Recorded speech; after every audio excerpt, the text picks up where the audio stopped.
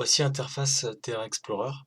Alors, il s'agit de l'outil qui a été déployé sur vos postes, qui permettra de visualiser le photomaillage 3D au travers d'un fichier Fly qu'on va vous fournir à l'issue du webinaire.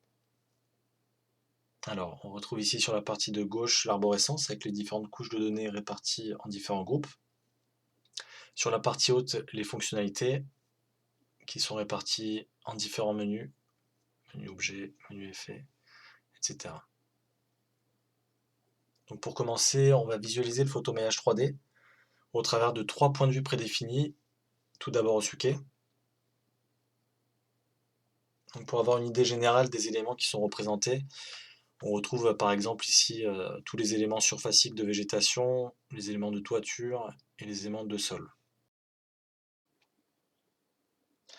On peut se déplacer donc en tout point du territoire de l'agglomération, comme ici par exemple vers le château de Mandelieu, qui nous offre une vision cette fois-ci plus de la partie maritime et de la partie terrain. Également, on peut se rendre par exemple à Théoul ici pour avoir une vision sur le massif rocheux. Une vision donc vers des endroits qui sont normalement inaccessibles et difficilement représentables par des modes d'acquisition classiques. L'inconvénient du photomaillage après réside dans le fait que la précision étant parfois insuffisante pour le mode de vue piéton, il est nécessaire de modéliser des projets en 3D pour les intégrer ensuite dans ce photomaillage pour avoir une vision plus réaliste. On a des fonctionnalités de mesure également, par exemple ici de requête, qui nous permet d'avoir l'altitude en tout point. Par exemple ici sur la toiture de la mairie et au niveau du sol. Également des fonctionnalités de mesure classiques de distance aérienne, horizontale ou verticale.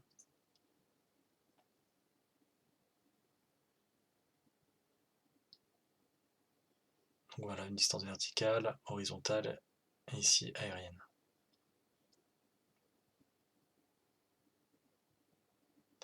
On retrouve l'objet créé dans l'arborescence, ce qui nous permet de pouvoir gérer son affichage.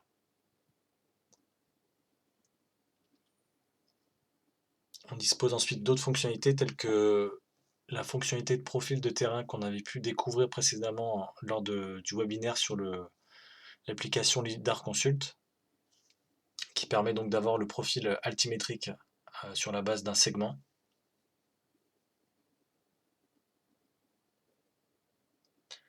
L'avantage que l'on a dans Terra Explorer, c'est vraiment on a des possibilités qui sont bien plus grandes de croiser différentes données SIG, 2D, 3D, ce qui rend les fonctionnalités plus performantes. On a également un outil qui s'appelle le cône de visibilité qui permet de réaliser une simulation de manière dynamique dans la maquette 3D pour déterminer les zones qui vont être visibles et les zones qui vont être invisibles depuis un point donné. Donc dans notre situation, on a simulé la visibilité depuis une caméra de vidéosurveillance qui était située à 6 mètres de hauteur. On obtient les zones visibles depuis ce point qui sont en vert et les zones invisibles qui se trouvent en rouge. On a la possibilité de gérer ensuite la transparence et l'affichage de ces différentes couches. Donc là par exemple pour ajouter plus de transparence pour avoir une vision du photomaillage. Et également la possibilité de changer la couleur.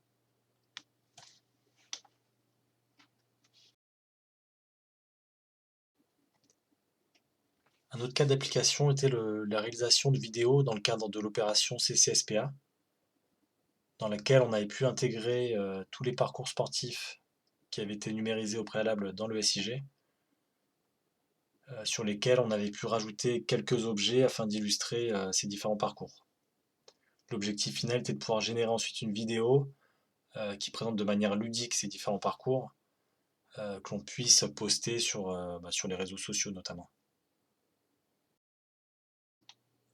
Au niveau de l'urbanisme, on a intégré les zonages du PLU, qui sont représentés ici en pointillés rouges. Et on a essayé d'imaginer de manière fictive de représenter les règles de constructibilité qui seraient associées à une parcelle.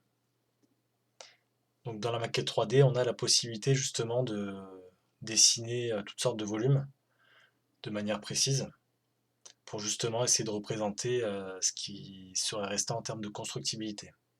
Donc là par exemple avec l'objet créé, on peut très bien faire varier ensuite la hauteur comme on le souhaite.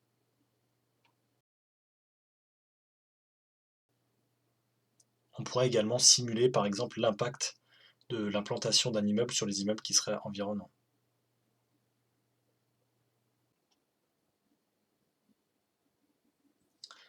Enfin, dernier cas d'usage, on va se positionner sur la frayère pour réaliser une mise en page. On a la possibilité d'intégrer de manière dynamique dans la scène des objets de type texte, surface ou ligne. On va rajouter un texte parking par exemple, que l'on positionne et qu'on paramètre ensuite au niveau de la police, la taille de caractère. On peut rajouter une flèche pour montrer le point d'implantation au niveau du socle.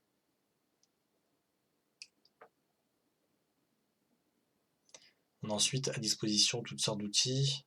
On va réaliser par exemple une surface pour isoler l'emprise du parking.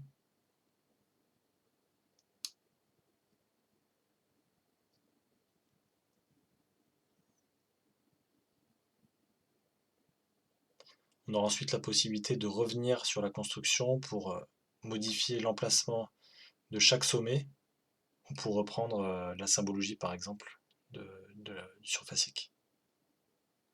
Là on a le choix de sélectionner le mode de projection sur le sol et la couleur.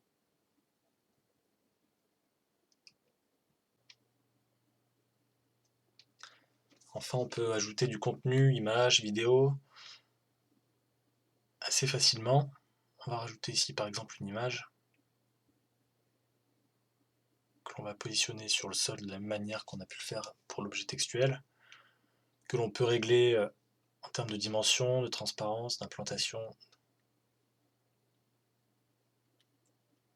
Ce sont des outils assez basiques mais qui permettent d'habiller la scène 3D pour traduire un futur projet de manière plus parlante. La dernière étape, c'est l'export de la scène en format image pour l'intégrer dans toutes sortes de documents de travail ensuite.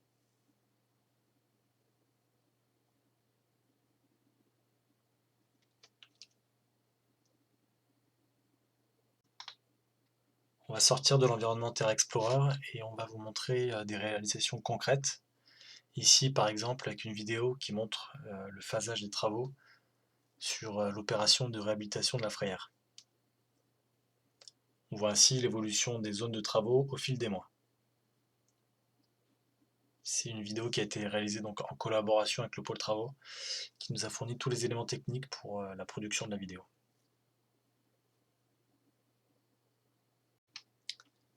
Pour conclure cette présentation, on va basculer dans le logiciel Lumion, qui permet de réaliser des visuels et des vidéos en hyperréalisme. Pour information, de nombreux visuels et animations du projet Bastide Rouge ont notamment été créés avec ce logiciel. Alors on a une structuration par calque, différents objets.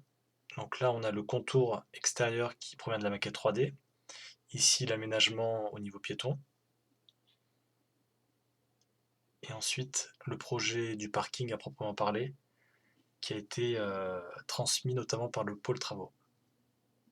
Donc sur ce parking là on a rajouté tous les éléments 3D de type voiture, végétation, afin d'illustrer le plus fidèlement possible l'aménagement futur. Au niveau des exports de données, on a la capacité de se positionner en tout point de la scène 3D, de régler différents paramètres au niveau de la luminosité et de l'éclairage pour avoir des rendus qui vont être le plus réalistes possible.